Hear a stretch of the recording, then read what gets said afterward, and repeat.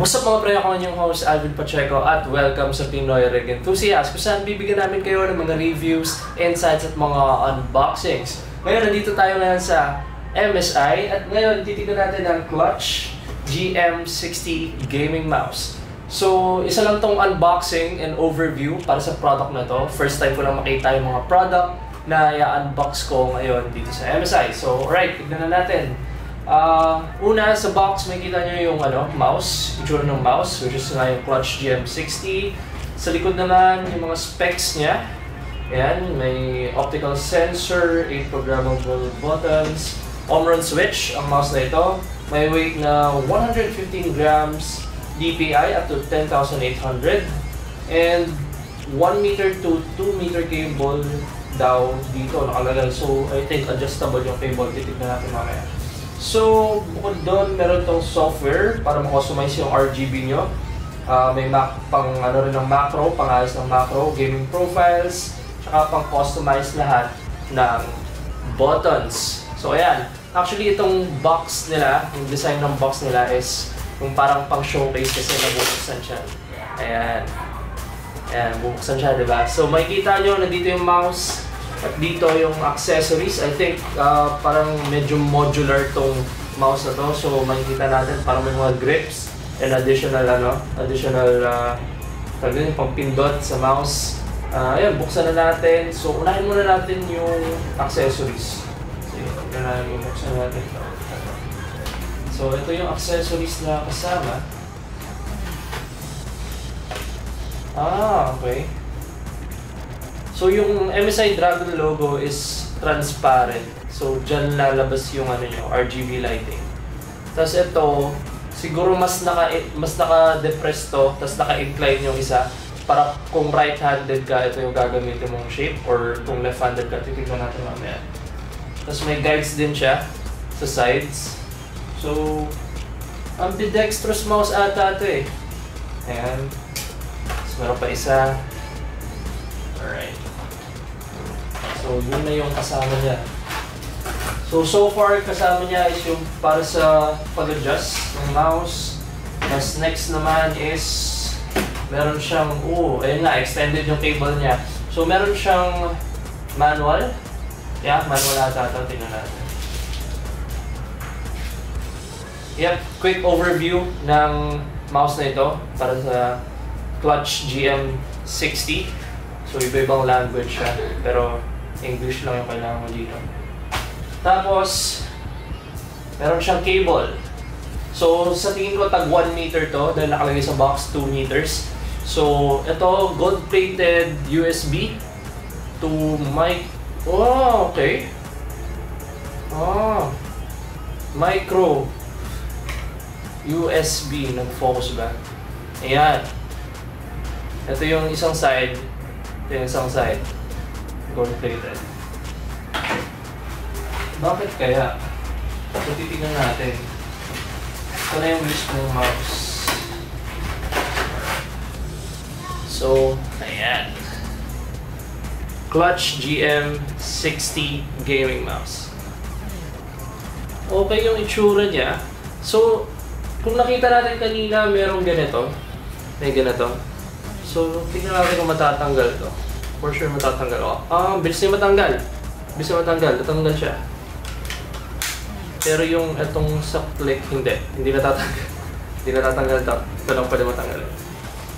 Okay, so ambidextrous mouse nga siya. So, flat siya eh. Pag hinawakan mo, so, diretso siyang paganyan. So, kung right-handed ka, I think kailangan mong i-apply ito. Ito, yung isa. Para mas naka-depress or mas naka-depress. Di ko alam eh. Ayan. Okay.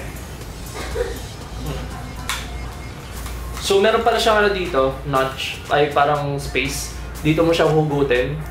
Ayan, para matanggal mo siya. So, madali na siya matanggal. Hindi siya yung, mahirap na mag-i-screw ka pa, instant siya na tanggal kami. So, binalik ko lang original. So, sa box din, out of the box, yung mouse na to, may kasama na rin palang detachable na size. Magnet siya. Magnet. Focus. nipis. Ayan. May magnet siya, so kahit pop mo lang siyang ganyan, kakabit na siya kagad. Hindi naman siya madaling matanggal. So okay lang. So ito naman kung right-handed ako, syempre. Tama ba? Yan, para sa thumb rest. So, nakikita nyo, ayan. Pwedeng mas mahaba yung isang side kasi sa isang side, ilalagay nyo lang yung included accessory niya. Modular adjustments. Alright? So far, yun parang natututunan natin sa mouse na to. Pwede mo siya tanggalin lahat. Kung mas comfortable ka sa ganyan. Ayan. Pwede siyang ganyan lang. So sa cable ulit na to, meron tong 1 meter cable ulit to eh. May extra cable siya for something. So ayan. Gold-plated USB connector. Tapos, ito yung cable niya. May switch dito. Hindi ko alam kung para sa akin. Kung nakikita niyo. Ayan. May switch siya. Tatanggal ba tong cable? Okay. Natatanggal yung cable niya, tapos press lang ng nung cable katulad nung sa included. Siguro dalawa to para kung halimbawa mahaba yung kailangan mong cable, ito gamitin mo yung included. Tapos kung maiksi lang naman yung kailangan mong cable para makapag-cable management ka rin ng mouse mo sa setup. So ito yung gagamitin mo, yung maliit. Pero may pagkakaiba sila. Ito, normal, plastic na cover. So, yan, wala siyang braid. Ito, braided cable. Ayan. Braided siya.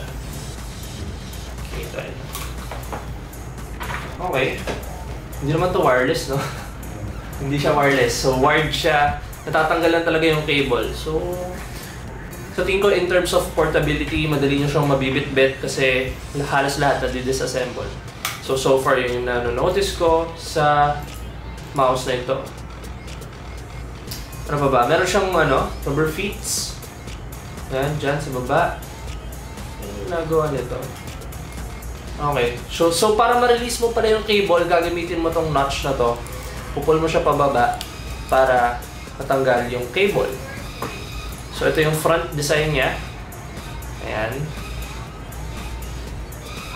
Tapos meron siyang dalawang macro buttons sa each side. So, meron siya dito. Kung left-handed ka, magamit mo. Kung right-handed ka, magamit mo rin yung kabila. So, ganyan siya ka-nipis. Ganyan lang yung niya, profile. Ito naman sa likod. Ito naman sa harap. Ayan. May parang feel siya na parang sa Devastator ng Cooler Master. Ganun yung feel niya kasi ayun yung itsura niya. Aggressive design, parang dragon skin, which is MSI talaga. So ayan, itsura ng mouse. Kita ba? Focus. Ayan. So testing natin siya ngayon. Tignan natin kung DPI switch sa gitna. Limutan ko sabihin pero alam niyo na yan. And scroll wheel. Alright. So, try natin siyang kung ano yung itsura ng RGB niya. So, RGB nga. So, bawat LED niya kaya mag-gimit na ibang colors. Hindi siya yung buong LED, RGB. Individual RGB LEDs to. So, ayan, may kita nyo. May RGB dito sa logo ng MSI and also dito. Ayan. So, in terms of positioning ng RGB, tingin ko okay lang naman kasi matatakpan mo tong isa. So, pag nag-game ka, di mo rin siya makikita. Pero ito naman, ma-appreciate mo nandito sa harap. Yan. So, yan ang itsura niya. And also, yung optical sensor niya is invisible. So, hindi mo makikita yung parang sa mga common na laser mouse na umiilaw. So, dito, parang invisible siya, laser. So, ayan. Yan ang Clutch GM60 gaming mouse ni MSI. Kung nagustuhan itong video na ito, i-like nyo. Kung hindi naman, dislike. At hindi nyo kalimutang mag-subscribe. Also, meron na kaming donate link sa aming video description. Kaya kung gusto nyo mag-donate, check nyo lang yan. And also, kung may mga comment kayo, suggestions about this mouse, huwag nyo kalimutang mag-comment. So, kung nagawa nyo na yung like, dislike, subscribe, at kung anong-ano pa, maraming salamat at see you on the next episode.